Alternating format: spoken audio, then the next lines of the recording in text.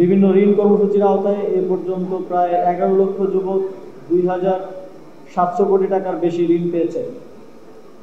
প্রশিক্ষিত যুব সমাজের মধ্যে 24 লক্ষাধিক আত্মকর্মসংস্থানে নিয়োজিত রয়েছে এবং বাকিরা দেশে বিদেশে সম্মানজনক কর্মসংস্থানে নিয়োজিত রয়েছে। তাছাড়া যুব উন্নয়ন অধিদপ্তর ইতিমধ্যে 18,000-এরও বেশি যুব সংগঠনের সঙ্গে সম্পৃক্ত হয়েছে। এর মধ্যে 5,800টি সরাসরি অধিদপ্তরের নিবন্ধিত, 2,375টি স্বীকৃতিপ্রাপ্ত এবং অন্যান্যগুলো তালিকাভুক্ত।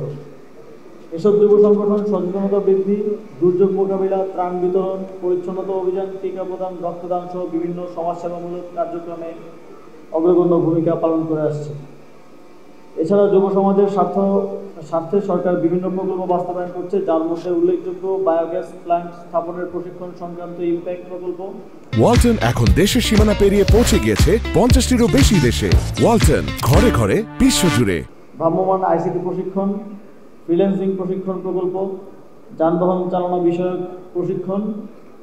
এছাড়াও economic acceleration and resilience for need earn নামে বিশ্বব্যাংকের সহায়তায় সরকার একটি প্রকল্প বাস্তবায়নের পথে রয়েছে, যেই প্রকল্পে প্রায় 9 লক্ষ যুবক ও যুবনারীকে প্রশিক্ষণ এবং কর্মসংস্থানের ব্যবস্থা করা হবে। একই সঙ্গে আর্টিফিশিয়াল ইন্টেলিজেন্স ও অটোমেশন বিষয়ক দক্ষতা বৃদ্ধির উদ্যোগও নেওয়া হয়েছে। পাশাপাশি জুলাই গণঅভ্যুত্থানে আহত ও শহীদ পরিবারের সদস্যদের জন্য প্রশিক্ষণ ভিত্তিক আত্মকর্মসংস্থান প্রকল্প দ্রুত চালু হতে যাচ্ছে।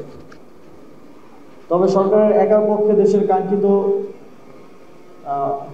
যুব সমাজের কাঙ্ক্ষিত উন্নয়ন অর্জন সম্ভব নয়। সিদ্ধান্ত প্রক্রিয়া থেকে শুরু করে বাস্তবায়ন পর্যন্ত সকল পর্যায়ে প্রয়োজন সকলের সর্বাত্মক অংশগ্রহণ ও সহযোগিতা। এক্ষেত্রে সরকার বিশ্বাস করে দেশের প্রকৃত পরিবর্তন ও উন্নয়নের মূল চালিকা শক্তি হবে তরুণ সমাজ নিজেই। তাই আমরা তরুণদের প্রতি বারবার আহ্বান জানাই, চাকরির পেছনে না ছুটে প্রশিক্ষণ ও নিজের উদ্ভাবনী শক্তি কাজে লাগিয়ে আত্মকর্মসংস্থানে এগিয়ে আসুন এবং দেশের উন্নয়নে সক্রিয় ভূমিকা পালন করুন। এছাড়াও সরকার দায়িত্ব গ্রহণের পর থেকে আপনারা জানেন সরকারের বিভিন্ন কার্যক্রমে ফুল টাইমার কর্মকর্তা কর্মচারীর প্রয়োজন হয় না। সেক্ষেত্রে একই সাথে সরকারের সাশ্রয় এবং তরুণ অধ্যয়নরত শিক্ষার্থীদেরকে সেই কাজগুলোতে পার্ট টাইমার হিসেবে নিয়োগের উদ্যোগ গ্রহণ করেছে।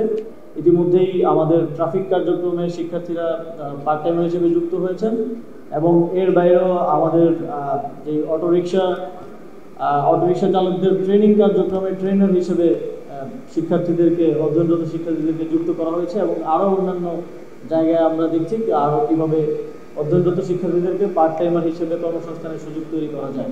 সরকার কেবল নিজেই নীতি নির্ধারকের ভূমিকায় থাকতে চায় না, বরং সরকার চায় দেশের তরুণরাও নীতি নির্ধারণের গুরুত্বপূর্ণ অংশীদার হোক। গণঅভ্যুত্থানের ফলে যে নতুন বাংলাদেশের স্বপ্ন ও সম্ভাবনার সৃষ্টি হয়েছে, সেই নতুন বাংলাদেশ গড়ার ক্ষেত্রেও তরুণদের চিন্তাভাবনাকে প্রাধান্য দিতে চায় সরকার।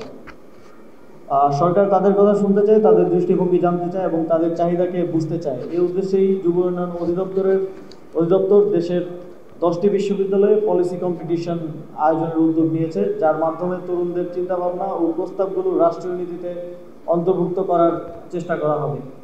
পাশাপাশি আগামী অক্টোবর মাসে বাংলাদেশ ইউথ সামিট অনুষ্ঠানের কাজও এগিয়ে চলছে, যেখানে দেশ বিদেশের তরুণ প্রতিনিধিদের আমন্ত্রণ জানিয়ে তাদের স্বপ্ন, চিন্তা ও কর্ম পরিকল্পনা জানা হবে এবং সেই ভাবনা দেশের উন্নয়নে কাজে লাগানো হবে।